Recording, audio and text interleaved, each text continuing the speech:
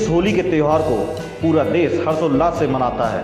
क्या कोई जानता है कि इस त्यौहार की कहाँ से शुरुआत हुई थी? यदि नहीं जानता है तो हम आपको बताते हैं। इस त्यौहार की शुरुआत बुंदेलखंड में झांसी के एरस से हुई है। यह कभी हिरण्यकश्यप की राजधानी हुआ करती थी। यहाँ पर होलिका भक्त प्रहलाद को अपनी गोद में लेकर आग में बैठी थी, जिसमें होलिका जल गई और प्रहलाद बच गए। तभी से यह परंपरा चली आ रही है। आदिकाल से धराधाम पर एरच का सम्मान है। युगों युगों से यह धरती पर रही बांटती ज्ञान है। ये जो एरच नगरी है, भक्तों की नगरी है, ज्ञानियों की नगरी है। इसने ही आदिकाल से, चूंकि हम अगर मान के चलें होली की शुरुआत यहाँ से हुई हो तो हिरण्यकश्यप, हिरण्याक्ष, ये सतयुग की बात है। हम अपने पुराणों की बात माने तो ये सतयुग से शुरू होकर के ये कथा आज तक चली आ रही है। और होली के रूप में जो उस समय घटना घटी हम आज तक मना रहे हैं, पूरे देश भर में मनाई जा रही है, वो इस नगरी की देन है। यहाँ पर जो भक्त प्रहलाद जी हैं, इनके पिताजी का नाम हिरण्यकश्यप था। हिरण्यकश्यप एक राक्षस वंश से थे, लेकिन उनके घर में भी एक ऐसा भक्त प्रहलाद जी के रूप में पैदा हुआ जो पूरे दुनिया में एक आदर्श बना, एक आइडियल बना। वो भगवान विष्णु की सेवा पूजा करते थे। इस बात को लेकर उनके पिताजी का उनसे बड़ा मतभेद था। उनके पिताजी विष्णु से द्रोह मानते थे, तो उन्होंने बच्चे को लाख समझाया, लेकिन भक्त जो प्रहलाद के रूप में बच्चा था वो मानने वाला नहीं था। वो अपनी भक्ति पर डटा रहा। इस बात को देखते हुए हिरण्यकश्यप बड़े परेशान हो गए और उन्होंने अपने बच्चे को इस संसार से विदा करने का पूरा प्रयत्न किया कि इसको यहाँ रहना ही नहीं चाहिए। तो उन्हें कई सारी यातनाएं दी गई। उन्हें पर्वत से गिराया गया, जहर पिलाए गए और काले नांग से कटाया गया। ये जो आप देख रहे हैं नदी, इसमें उस पहाड़ से नीचे गिराया गया। अंत में इनकी बहन थी एक होलिका। ये सारे प्रयास निष्फल रहे। तो होलिका जी को ये वरदान था कि उनके पास एक चीर था। उस चीर को ओढ़कर जब वो अग्नि में प्रवेश करेंगी तो उनकी देह उससे नहीं जलेगी, बाकी जो भी साथ में होगा या कुछ भी, वो सारा कुछ जल जाएगा। तो इस बात को देखते हुए हिरण्यकश्यप ने अपनी बहन को आदेश दिया कि तुम प्रहलाद को गोदी में लेकर के इस चिता में बैठ जाओ। तो उस वरदान के कारण, उस चीर के कारण तुम्हारा तो कुछ नहीं बिगड़ेगा, लेकिन ये दुष्ट प्रहलाद का जो है वध हो जाएगा। लेकिन ये भी प्रयास उसका निष्फल रहा। फिर पुनः अच्छाई की जीत हुई, प्रहलाद जी बच गए। इस होलिका दहन के बाद जो आम जनमानस में एक आत्मीयता और एक प्रेम उमड़ा कि देखो अच्छाई की जीत हुई, भक्त बच गया, तो इस हर्षोल्लास में एक दूसरे को रंग लगा करके इस होली जैसे पर्व का उद्गम स्थान ये एरच बना।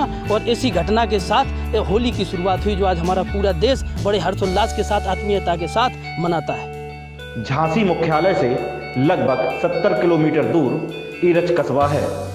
यह वही इलाका है जहां से होली की शुरुआत हुई थी। शास्त्रों और पुराणों के मुताबिक वर्तमान में झांसी जिले का एरच कस्बा सतयुग में एरिकच्छ के नाम से प्रसिद्ध था। यह एरिकच्छ दैत्यराज हिरण्यकश्यप की राजधानी थी।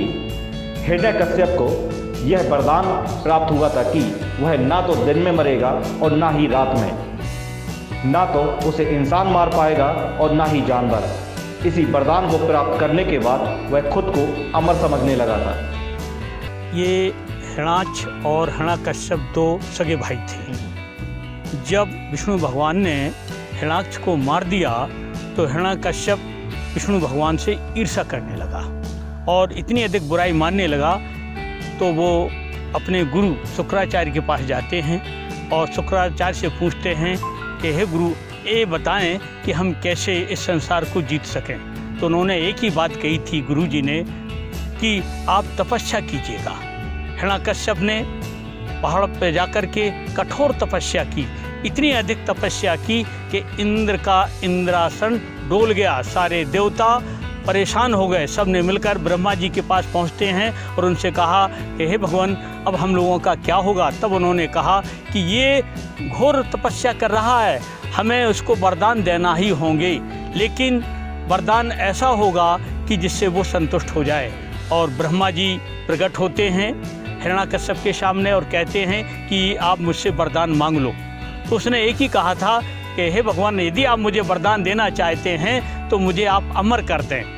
ना मुझे कोई दिन में, ना रात में कहे, ना कोई ऊपर ना नीचे, ना अंदर ना बाहर, मुझे कोई ना मार सके।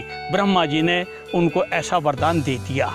अंत में भक्त प्रहलाद जो थे वो भगवान विष्णु के उपासक थे उन्हीं का नाम लिया करते थे। हिरण्यकश्यप को ये बात बहुत बुरी लगती थी कि ये हम सारी दुनिया मुझे पूछती है और हमारा पुत्र ही नारायण भगवान को पूछता है, उन्हें मानता है। तो उन्हें मारने के लिए हिरण्यकश्यप ने बहुत सी यातनाएं दी, विष पिलाया, सर्पों से कटवाया, उनको डीकाचल पर्वत से बेतवा नदी के पहला दो में फेंका गया, लेकिन वो नहीं मरे। अंत में हिरण्यकश्यप की जो बहन थी होलिका, तो उन्होंने अपने भाई हिरण्यकश्यप से कहा कि भाई मैं इनको मार दूंगी, मैं इनको चिता में बैठा करके मैं अपनी गोदी में बैठा लूँगी तो मैं बच जाऊँगी, ये मर जाएगा।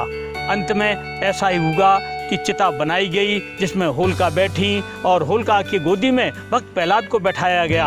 अंत में चिता में जब आग दे दी गई तो जो चुनरी थी वो किसी तरह से ईश्वर की कृपा से, नारायण भगवान की कृपा से चुनरी उड़ गई, होलिका उसमें चिता में दहन हो गई और भक्त प्रहलाद बच गए। उसी समय से ये एरच में एक प्रसन्नता की लहर दौड़ गई कि कहीं ना कहीं सत्य है, हमेशा सत्य की विजय होती है, असत्य हमेशा हारा जाता है। एक खुशी के मामले में सब एक दूसरे के गले लगे और तिलक लगाया। इस तरह से एरच से ही होली प्रारंभ होती है।